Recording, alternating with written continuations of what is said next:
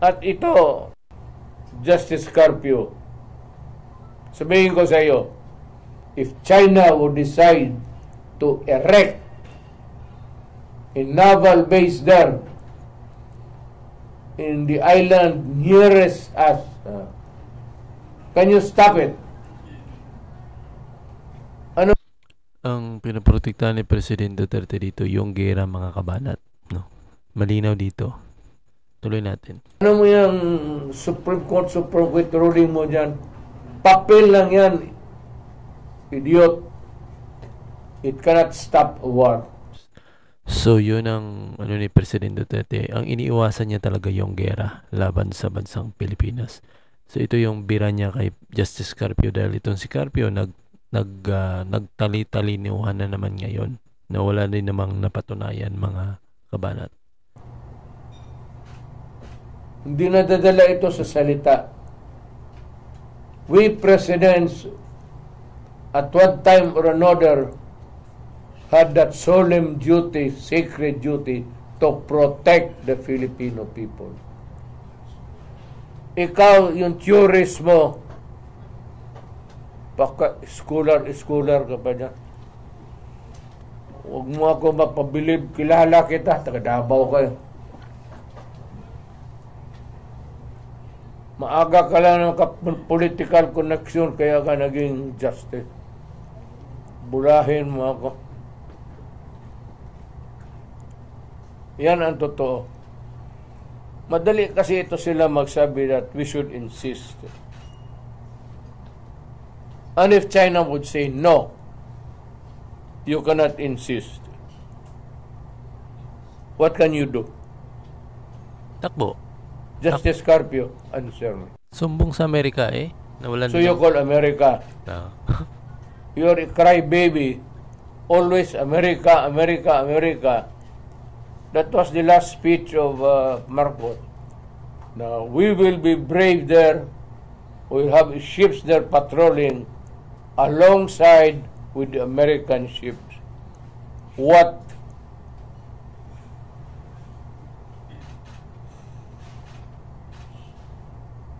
And you call our place Republic of the Philippines.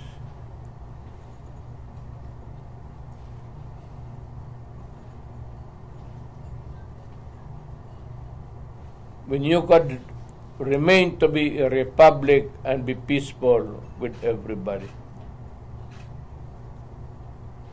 Pag-usapan na lang natin yung hindi naman Palawan ang kinukuha ng There are questions and issues about jurisdictions in this island.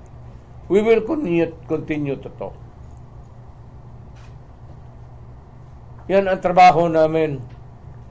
Problema sa iyo, Justice Carpio, hindi ka naging presidente. Akala mo itong problema ng Pilipinas nasa chessboard kung marunong ka maglaro. It's easy for you to say, ganon dapat ginawa. Okay talagang hindi ka naging presidente. You were not given that sacred duty to protect the 120 million plus Filipino. Ang iyo papel lang dyan at salita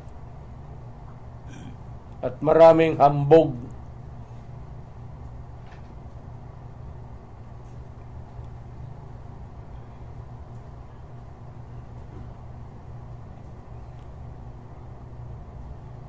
I have the documents.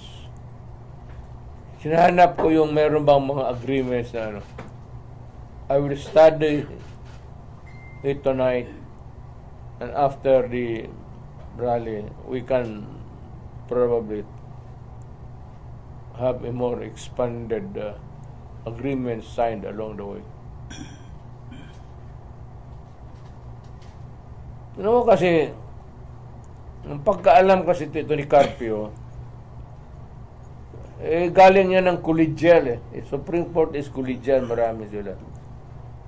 Ganun rin ho kami, ugok. I do not decide on my own. When there is a critical issue at hand in front of me, I call the National Security Council. Kung wala akong panahon, yan si Andio Esperon, ang mga military, ang tinatanong ko sa cabinet. Hindi naman ako, no? It's the act of the President. Correct. But behind that act of the President, I will educate you. Hindi akin yan lahat.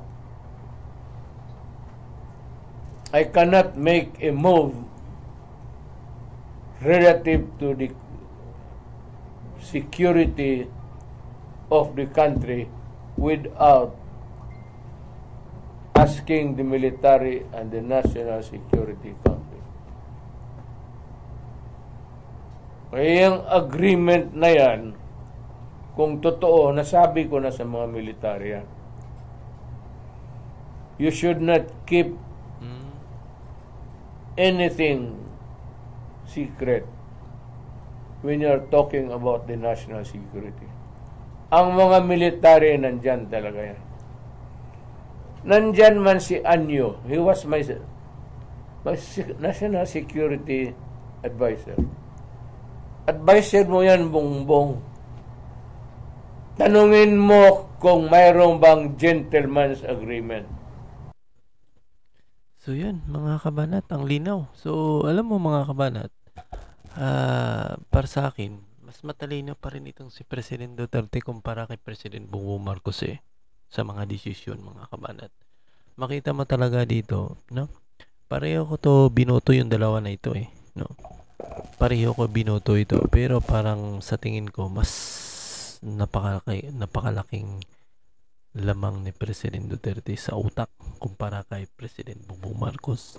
Si President Bongbong Marcos laging nagsusumbong sa Amerika. Parang sa ni President Duterte, cry baby, no? Cry baby, laging umiyak, no? Parang isang bata na pag binubuli ay sumusumbong sa tatay, at yung tatay naman ay yun, nagdadala. Ito nangyayari ngayon sa bansang Pilipinas. Hindi makatayo ng sa sariling paa, no? Hindi marunong magdesisyon ng sarili niya sa kanya kung ano ba talagang gusto niyang gawin. Laging nagpapadikta sa matataas na bansa. Yun nga ang Amerika.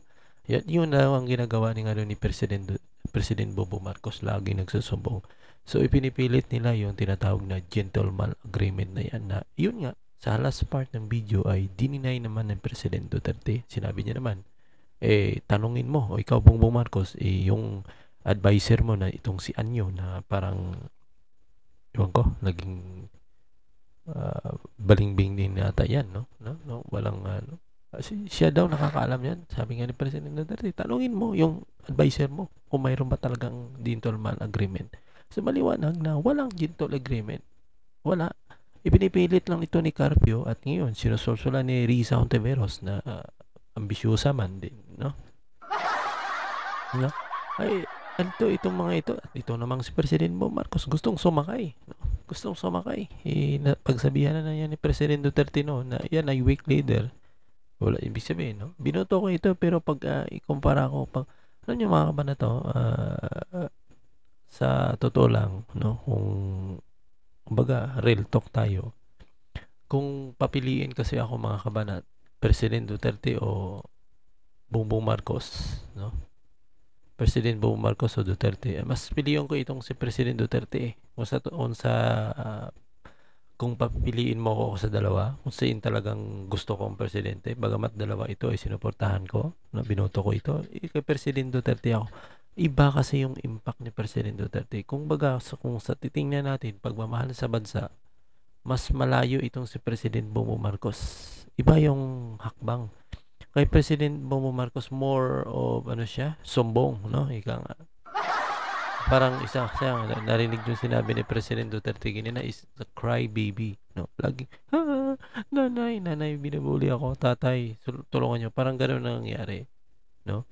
So ngayon, hanap sila ng butas. Una, gusto nilang siraan si Sara. Ngayon ito si President Duterte na naman, nagkaroon na naman ng ano, no? At itong si Risa, no? Na, ewan ko, ano bang nangyari rito? Trillanes 2.0 talaga siya. Walang ginawa, kundi, yung walang, ano, hindi naghahanap.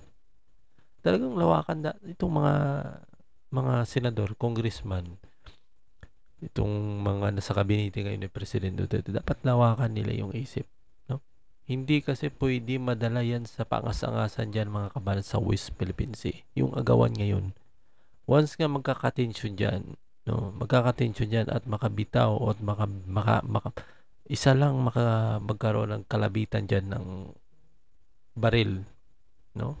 At may nasawi dyan. Iwan ko lang kung anong gagawin ng Pilipinas, mga kabanat, no? No? Nagyayabangan eh. Akala kasi ng Pilipinas, akala kasi ni Carpio, akala kasi ng administrasyon ngayon, kaya nilang bawiin yung West Philippine Sea.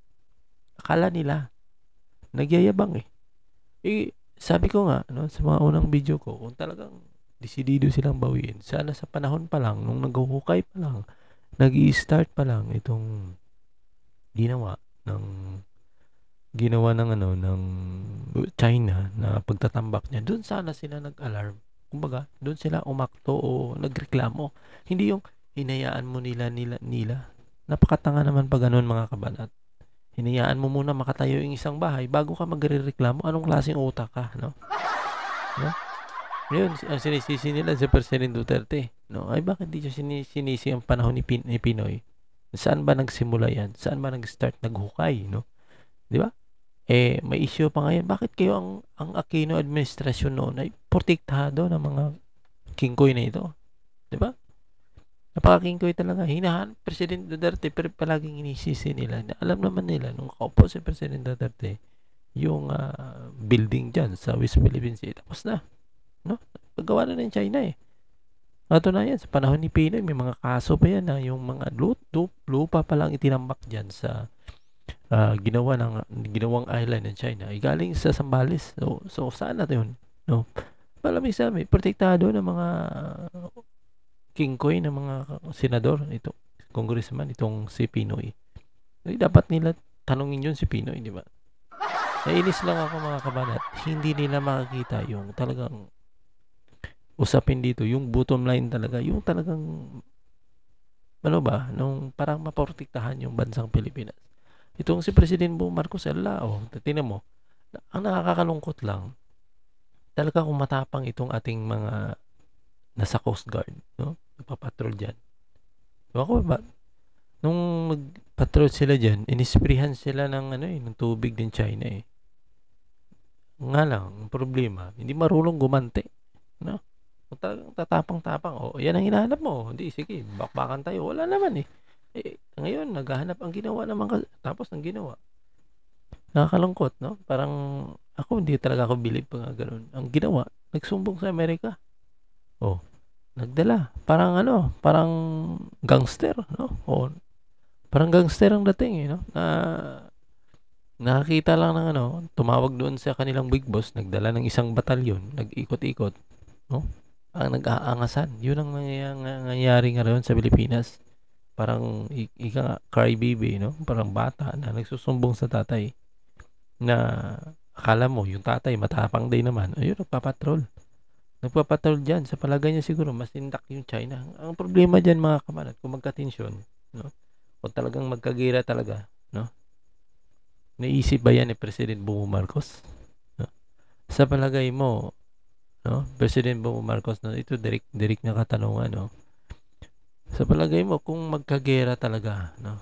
Halimbawa, hindi naman talaga kahit ang anggulo talaga dyan, yung China, mga kabayan, hindi mo mapapalayas dyan. Yan ang reality. Tanggapin na natin yan. Hindi mo mapapalayas yung China dyan. Kahit ano pang good natin sa nguso mo dyan, kaka-istorya sa kanila. Lumayas kayo dito, amin. Hindi mangyayari yan. Unang-una, hinayaan yung makatayo yung building ng China dyan. Yung island dyan, na ang pinuhunan nila yan, sa madaling sabi, dugo at pawis na. Nag-invest na sila ng halos buong buhay nila dyan. Sa palagay mo, mapapalayas mo yan. Una, itong sumbong-sumbong nyo sa Amerika. Once na magkagera talaga at isa man lang magkakalabitan dyan. O, palagay nyo, anong gagawin ng Amerika? Sa palagay mo, ang Amerika, yung sundalo nila, dadalhin nila dito sa atin at yung sundalo nila, yung nilalaban nila sa China. Palagay mo, gagamit nga utak itong si Carpio naman, nagyayabang. No? Tama, si President Duterte, yung hinawakan mo, papel lang yan. Pag nagkagera, yung papel, walang magagawa yan, mga kabanat. At maliwanag naman yung stand ng China na hindi nila ino-honor yung anumang papel. Ang linaw. Dapat maging matalino itong nasa natin eh. Kaso lang itong mga sarap na lang pagmumurahin eh, no? Kasi parang hindi yata nakapag-aral ng grade 1 eh, no? Nakalungkot eh. Walang ka-common sense eh. Yun ang hirap kasi nasa mga matataas na opisyal natin, nasa gobyerno. Walang ka-common sense. Nakakalungkot. Walang ka-common sense eh. Naturingan pa naman sanang tataas na pag-aral. Bubo eh, no? Nakakalungkot lang eh, no? Parang hindi ko man eh. Alam niyo itong si President Duterte, palamura lang itong klaseng taong ito eh. Pero sa desisyon at sa panindigan at sa utak at sa pananaw sa mangyari sa bansa, napakatalino itong taong ito. Bagamat mayroong time na medyo disagree ako sa kanya, like sa nung panahon ng pandemya. Yun lang yung question ko doon. Po sa ibang mga decision, kaya itong West Philippine Sea, nakapag-usap ako wala akong ano diyan, wala akong tutol diyan kung ang President Duterte makipag-usap sa kanya sa China. Masarap nga diyan sana, o sabihin ng China, malaya tayo ditong mangingisda. Kulang, alam niyo itong bansang Pilipinas at China, kulang lang talaga ito sa pag-uusap eh. Kung ano talaga, kasi kung ipipilit talaga natin na kunin yung island ng lugar na yan, ay malabo yan, mga kabanat. Ano na lang siguro, paghuhukom na lang siguro, kumbaga, matutunaw na lang itong mundo natin, hindi pa yan matatapos yung issue na yan. So, dito yan, ano yan, tanga yung China na ibibigay niya lang ganun kadali yung lugar na yan, na pinuhunan niya na dugo at buhay nila, dugo at pawis nila. Hindi kasi gumagamit ng utak itong mga bupol na mga nasa matataas na naturingan pa naman sana. Itong si President Bongbong Marcos naman, kailangan ng paliwanag itong si President Bongbong Marcos sa gentleman agreement na ito. So, Mariusep. Siya, hindi naman. Okay. Alam niyo, di ba? Sabi nga ni Amy Marcos, itong kuya ko, di ba? Gamitin ko lang word ng kuya, pero hindi niya naman talagang tinatawag na kuya. Kasi president talagang tawag niya. Itong kuya ko, nung hindi pa nanalo, binabati ko sa Amerika. Ngayon nanalo na. Puro Amerika ng bunga nga, no? Di ba? Parang ganoon. Tunayan, 2 beses na yung pumunta sa Amerika. Sa Amerika eh. So, nakikita natin talaga, ang problema dito, kung magkaroon ng mitsa ng kaguluhan dyan, yun ang question natin. Anong mangyari sa bansang Pilipinas? Parang bulag tayo, bingi. Ano ba nangyari sa bansang Ukraine ngayon? Gusto mo bang ganon? Sa palagay mo, magkagera, kaya natin China? Sa palagay mo, kahit maggera, ibibigay ng China yung gusto mong kunin na dagat? Yung sasabihin natin, yung West Philippine Sea? No? Sa palagay mo, ibibigay? Dapat sana, itong gagawin sana, no? President Bongbong Marcos, alamin niya yung ano ba talagang gusto ng China dyan? Dapat mag-usap sila eh, no? Pare, ano ba? Bakit tuwing dadaan kami dyan ay binubumba kami ng tubig? No? Ano bang problema talaga? Ano ba talagang ayaw nyo? Ano bang gusto nyo talagang palabasin dyan? Doon mo malalaman. Hindi yung, pag binumba ng tubig, parang basang sisyo na, parang ano ba? Parang uklo-uklo lang. Wala talaga. Tapos mamaya, iyak, isusumbong ko kayo kay tatay. Anong tatay? Yung Amerika. Itong Amerika. Sige, sino ba yan? Tapos papunta naman, nagpapatrol. Tapos wala naman, puro patrol na naman. Kung talagang matapang yan, bakit mo hindi yan? Habang buhay, magpapatrol diyang Amerika na yan. Diba? Ibang klaseng utak. Kalungkot. Parang, sarap na lang talaga, mga kabanat. Sarap pag, kumbaga, sarap pag mumurahin, Parang, walang utak, no? Kalungkot. So yun lang nga mga kabanat. Ako sa side dito, agree ako kay President Duterte. Napakatalino ni President Duterte mga talaga. Wala talaga sa kalingkingan itong si Marcos. Nakalungkot pero yan ang totoo mga kabanat. So see you next video.